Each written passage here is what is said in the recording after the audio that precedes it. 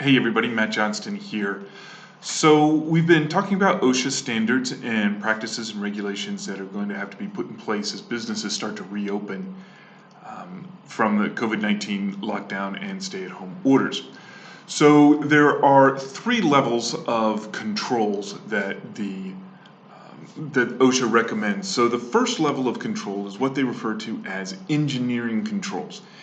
Engineering controls are basically changes that you are making to your physical workspace that will provide some additional protection.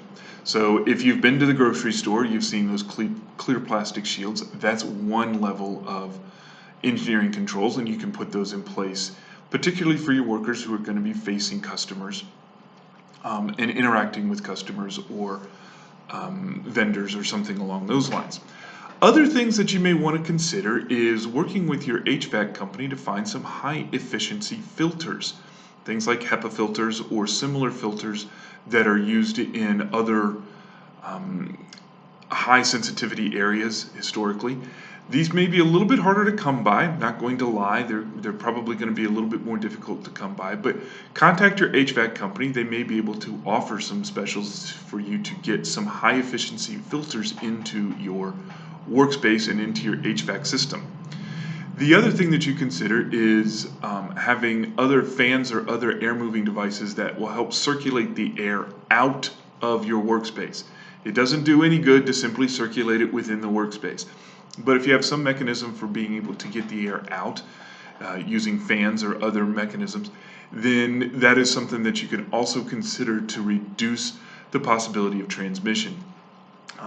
Again, it does nothing to keep recirculating the air, so if all you're going to do is buy a ceiling fan to keep your room cooler, that's probably not going to be enough. We're talking about window fans that will help evacuate the air, blowers, and other similar sorts of situations. So you can use those kinds of things to help reduce some of the risk. Some of the other engineering controls that you can come up with might include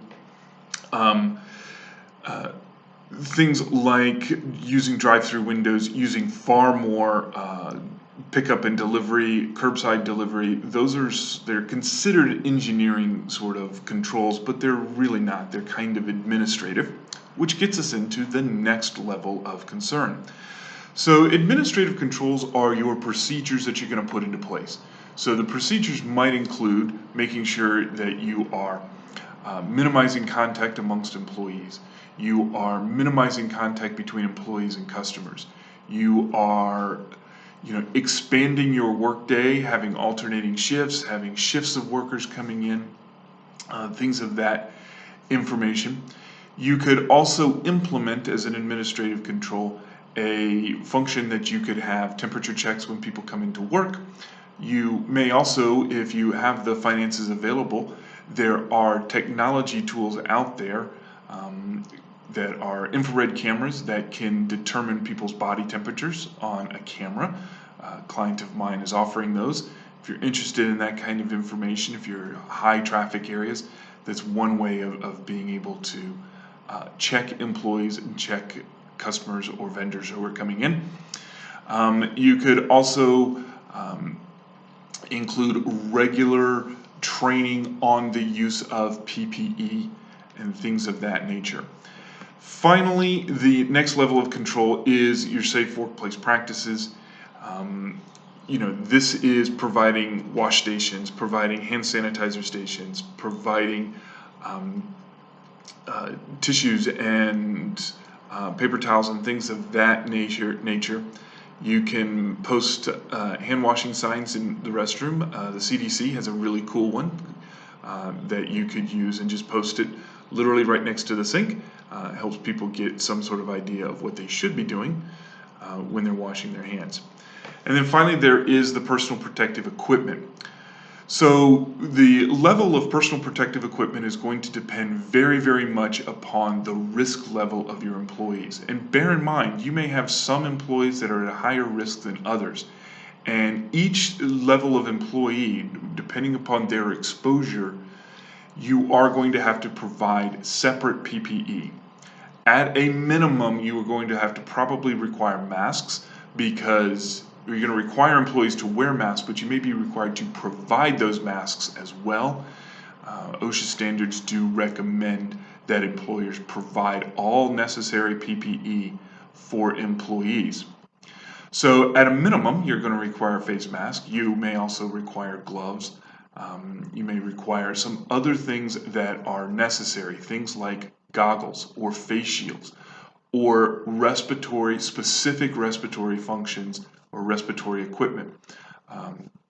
So OSHA has a number of very, very specific standards when it comes to respirators.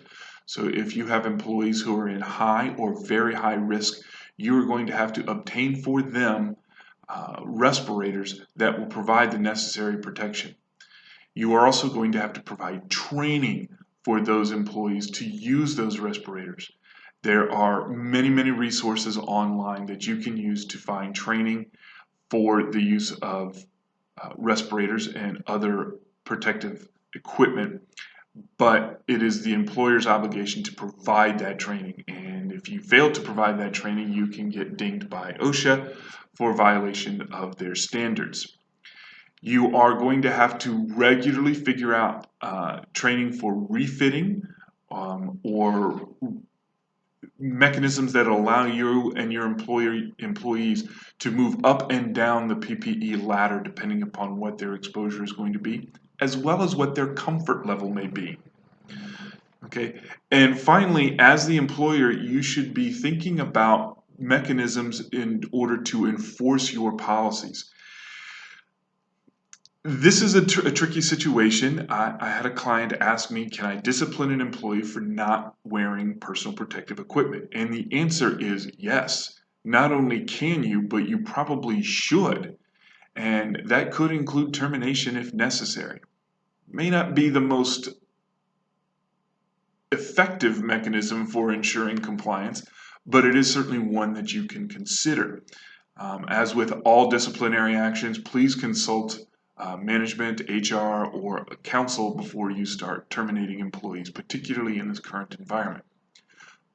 The last thing that I want to talk about when it comes to PPE is disposal. A lot of people really aren't thinking about disposal when it comes to masks, gloves, things of that nature. You should consider mechanisms that will separate out material that has been exposed, so gloves, masks, things of that nature, so that they can be disposed of separately from your regular trash. So there may be mechanisms that would allow you to treat it not quite like medical waste, but certainly you want to keep it separated. You want to keep that enclosed, so you may need to purchase some new trash cans that seal or close when not in use, so that you can keep your employees protected. Train your employees to separate out their PPE that's going to be thrown away or recycled, washed, or what have you. Things should be washed with disinfectants to make sure that they are okay. Single-use masks and single-use gloves should be disposed of in a separate bin. In the meantime, keep working with your employees to address what their concerns may be about safety. This is a point where communication between the employer and the employees is going to be vital. And I strongly suggest that you have a plan in place to communicate with employers, or between employers and employees, so that concerns can be addressed when they arise. And I strongly, strongly suggest that you work with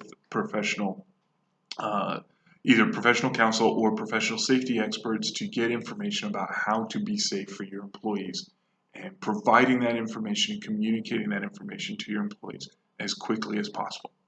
In the meantime, keep working on those reopening plans, and if you have any questions, let us know. Do want to say now at the end, you can subscribe to our YouTube channel. It's over there in the corner. And we are also offering now a $99 per month subscription so that people can get questions asked. They can ask questions and we can get answers to them about whatever questions they may be having about reopening. So please, if you're interested in that, let us know. You can contact us through our website, johnston-legal.com or mattthelawyer.com, and we will be happy to answer your questions and get you the information you need. In the meantime, be safe out there. We'll talk to you later. Bye-bye.